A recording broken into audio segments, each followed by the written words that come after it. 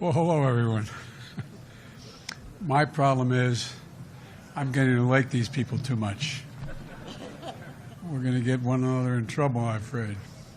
Today, the leaders on this stage are joining together to make what, and it's an overused phrase in international relations and public life, to make a historic commitment, because it is a historic commitment we're about to make. 20 countries coming together to launch the Los Angeles Declaration on Migration and Protection.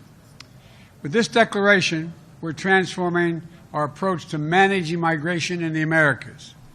Each of us is signing up to commitments that recognizes the challenges we all share and the responsibility that impacts on all of our nations. And that will take all of our nations, and this is I've learned by significant experience, going to take all of our nations working together in partnership to address this migration issue. The past few years, the global economic crisis triggered by COVID-19 pandemic has now made worse by Russia's war in Ukraine and the political turmoil from autocracies, regimes in our region, has led to record levels of migration. Not just to the United States, Colombia has hosted millions of refugees from Venezuela. Right now, migrants make up as much as 10% of the population of Costa Rica. And no nation should bear this responsibility alone, in my view, our view. The economic futures depend on one another. Each of our futures depend on one another. And our security is linked in ways that I don't think most people in my country fully understand, and maybe not in your countries as well. Our common humanity demands that we care for our neighbors by working together. Los Angeles Declaration is built around 4 core pillars. First, stability and assistance, making sure communities that are welcoming refugees can afford to care for them, to educate them in their education, medical care, shelter, and job opportunities. Second, increasing pathways for legal migration throughout the region, as well as protections for refugees. Third, working together to implement a more humane and coordinated border management systems. And finally, making sure we're working together to respond to emergencies.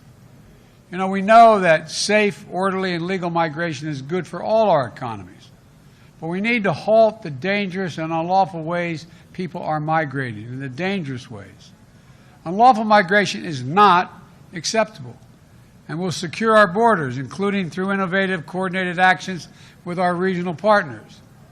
Working these efforts simultaneously, though, humane policies that secure borders and support people representing groundbreaking integrated new approaches. It addresses the needs of vulnerable migrants and the needs of countries hosting those migrants. That's why it has the support of the United Nations High Commissioner on Refugees and the International Organization for Migration. And that's why so many nations, again, 20, representing the entire migration route from Chile to Canada, were eager to sign up to be part of this shared solution and have stepped up with their own major commitments. I particularly want to thank President Chavez of Costa Rica and President Lasso, who you'll hear from in a minute, of Ecuador, for your new commitments to support and protect migrants in your countries. So you have the chance to stay and begin to rebuild your lives where they are. And like many others, countries in the United States are stepping up with significant commitments as well. To help our partners in the region continue to welcome refugees and migrants, we're providing economic support. For example, more than $300 million in new funding for humanitarian assistance for countries in the region, so when migrants arrive on their doorstep, they can provide a place to stay, make sure migrants can see a doctor, find opportunities to work so they don't have to undertake the dangerous journey north. And we're going to provide millions more, including through the World Bank, to support countries and communities that are carrying the greatest responsibility for migrants. For example, Colombia received $800 million last year. Not enough, but $800 million that will help respond to the influx of refugees from Venezuela. And there's more we'll do, working with the World Bank and the Inter-American Development Bank. We're also expanding opportunities for people to come to the United States lawfully. In the next 2 years, we'll resettle 20,000 refugees from the region. In addition, we recently resumed the Cuban Family Reunification Program, parole program. We're resuming increasing access to the Haitian Family Reunification Parole Program with a goal of admitting 20,000 per year per country. And on this jobs front, our Department of Agriculture is launching a pilot program funded by the American Rescue Plan to help American farmers bring in seasonal agricultural workers from northern Central America, countries under the H-2A visa program, to improve conditions for all workers. The program was designed in cooperation with the United Farm Workers and through the close consultation with farmers, farm workers, unions, and other stakeholders. We're also dedicated to an additional 11,500 H-2B non-agriculture temporary work visas to open opportunities for workers from Haiti and North Central American countries. Mexico, Guatemala, Canada, and Spain are also making commitments today to expand labor pathways to their countries as well. And in addition to securing our border and bringing order to the asylum processing in the United States, the Department of Homeland Security is leading the first-of-its-kind campaign to disrupt human smuggling in the region. If you prey on desperate and vulnerable migrants for profit, we are coming for you. We are coming after you. In the first 2 months of our anti-smuggling campaign, the United States has worked with our partner nations to raid stash houses, impound vehicles, use for smuggling operations, and we made more than 1,800 arrests. And as we speak, Mexico and the United States are conducting what is known as mirror patrols, joint operations to interdict criminals attempting to illegally move drugs and migrants across our borders. This is just a start. There's much more work remains, to state the obvious. Every country needs to work together to maintain a humane and orderly immigration process, to invest in securing the borders, screening and registering migrants who enter their countries, and repatriating those who do not qualify to remain. I hope more countries will see the potential for joining the Los Angeles Declaration. And I want to thank all of my fellow leaders on this stage for committing to this historic new vision for our region. And now I'd like to invite President Lasso of Ecuador to say a few words.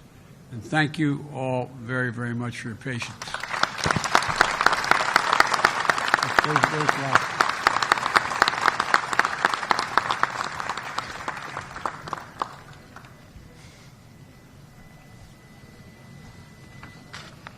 Muchas gracias, Presidente Biden.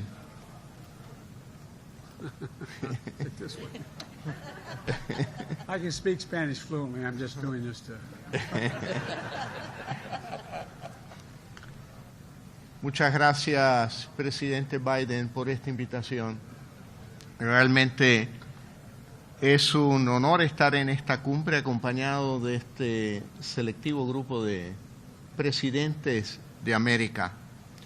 Señoras y señores, es importante para la región continuar el diálogo para promover una migración segura, regular y ordenada, identificando acciones que se traduzcan en políticas públicas que promuevan el desarrollo y la inclusión, en un ambiente de paz y de seguridad, y enmarcadas en la protección de los derechos humanos de las personas en movilidad humana. Por ello, saludo esta cumbre y la voluntad política que han manifestado los jefes de Estado y las delegaciones aquí presentes para trabajar con el objetivo de fortalecer las acciones coordinadas en esta materia. La situación socioeconómica agravada por los efectos del COVID-19 ha incidido en el incremento de los flujos migratorios irregulares con implicaciones de carácter humanitario, socioeconómico y de seguridad. Hoy, más que nunca, es necesario generar acciones conjuntas para atender a los países emisores y receptores de migrantes, promoviendo una agenda de desarrollo integral que tenga como eje central al ser humano. Nuestros gobiernos, en el marco de la gobernanza migratoria internacional, trabajan de manera coordinada para combatir las causas estructurales de la migración irregular. En este contexto, es urgente, por una parte, promover oportunidades de desarrollo en los países de origen y, por otra, a través de la articulación y cooperación entre países, impulsar acciones para identificar y desarticular las mafias transnacionales que controlan la migración irregular. Señoras y señores, el Ecuador es un país de tránsito, origen, recepción, refugio y retorno de migrantes, con un marco legal e institucional que responde a estas diferentes facetas de la migración, en procura de garantizar la protección de los derechos humanos de las personas en movilidad. Mi país ha otorgado el reconocimiento de la condición de refugiado a un total de 72.229 personas, la mayoría de nacionalidad colombiana, siendo un referente a nivel mundial, convirtiéndose en el país con mayor cantidad de refugiados en la región. Igualmente, en estos últimos años, ha acogido a población migrante, principalmente ciudadanos de nacionalidad venezolana, siendo el Ecuador uno de los 3 principales receptores de esta migración en América Latina. Como lo acabo de informar, el Ecuador hace pocos días decretó un proceso de regularización migratoria, gracias al cual se espera beneficiar a más de 500.000 de ciudadanos, en su mayoría venezolanos y también de otras nacionalidades. Esta política nacional demanda de un componente de integración socioeconómica para los ciudadanos regularizados y para la sociedad de acogida. Esperamos la cooperación de los donantes para fortalecer las políticas de integración y atención a esta población.